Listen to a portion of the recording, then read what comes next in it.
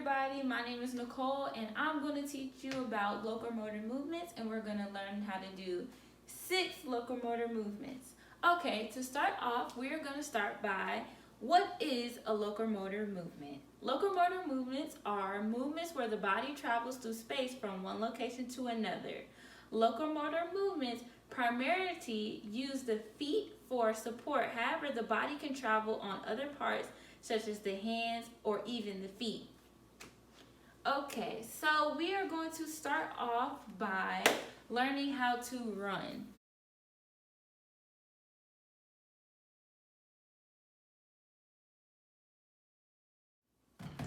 A few cues for learning how to run is you want to make sure that your knee is to the waist. So when you run, you don't want to have a low knee drive, but you want to make sure that your knee goes up.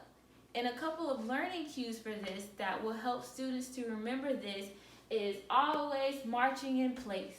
So when you march in place, you have one arm going opposite of the other knee, and you're just marching in place. So that is a run. But instead of us doing it in place like this, we'll actually be moving. So when you think of a run, think of yourself actually moving while you're marching. And also a run is most definitely quicker than a jog, and it's definitely quicker than a walk. So when you're walking,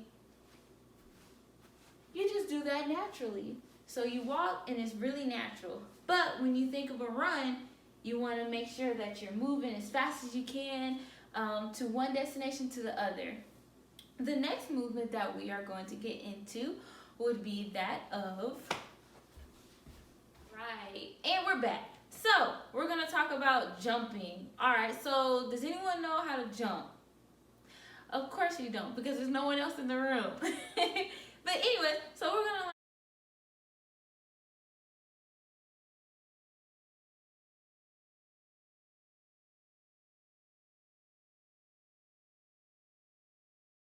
how to jump. Of course you don't, because there's no one else in the room. But anyway, so we're going to learn how to jump. When you think about jumping, you can think about just jumping rope. You can think about long jumping. You can think about high jumping. There's so many different kind of movements that you use that you don't even know, but it's just a simple jump. So when we think about jumping, I'm going to place the iPad down. All we do when we jump is bend the knees slightly forward. This is a learning cue, and we're just going to hop up and reach as high as we can. That is a jump. That's just one brief increment of how you jump.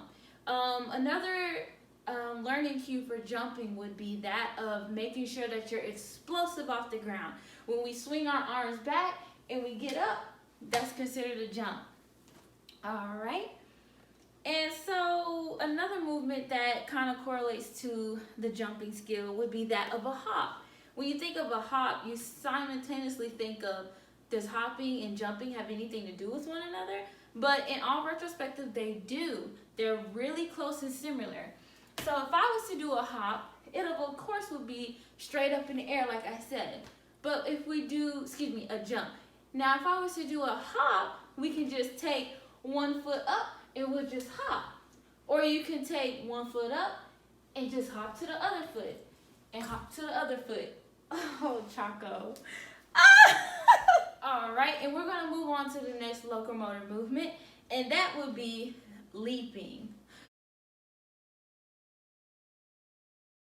So when we think about leaping, we can think of ballerinas, we can think of frogs, we can think of any kind of insect that you can think of, or human that you can think of that leaps.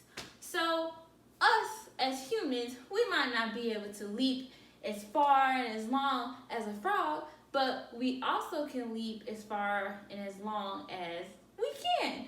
So I might not be great at it, but we want to think of the learning cues that we learned in the classroom and correlate this to how leaping also includes different aspects of our locomotor movements. So when you leap, I'll just do a baby leap. You want to stand with your feet shoulder width apart, and you just want to jump from one foot onto the other. And sometimes people can take one step into it. So you can take one step and you can just leap. So So when you leap, you think about one foot going first, meeting the other. And this can be correlated to a gallop, because this is a gallop. This is a gallop. But when we're leaping, we're just leaping. So that is a leap. The next and last final movement will be that of a gallop. So when you think about galloping, you can also think of a cowboy, you can think of a cowgirl, but you gotta realize, what is that cowboy or that cowgirl on? They're on a horse. So galloping often comes from different animals, but it mainly comes from a horse. We see a horse gallop more than anything. And horses gallop anywhere from 0 to about 30 miles per hour. They can gallop really fast. But us, we're just gonna do the simple gallop way. And this is how you do a gallop. A few learning cues for galloping is one foot would chase the other. Just like you did when you did a leap, you can do a leap, one foot chases the other, but it's in the air. So with this gallop, we're just gonna let one foot chase the other. One foot chase the other. And students can learn this by just having one foot in front, bring it to the other, one foot in front, bring it to the other. And that is what we can call a gallop. And there are many ways that you can use many of these locomotor movements. Primarily, you use them every day. You use walking every day. If you're late to class, you use running every day. There are so many different ways that you can use all of these movements.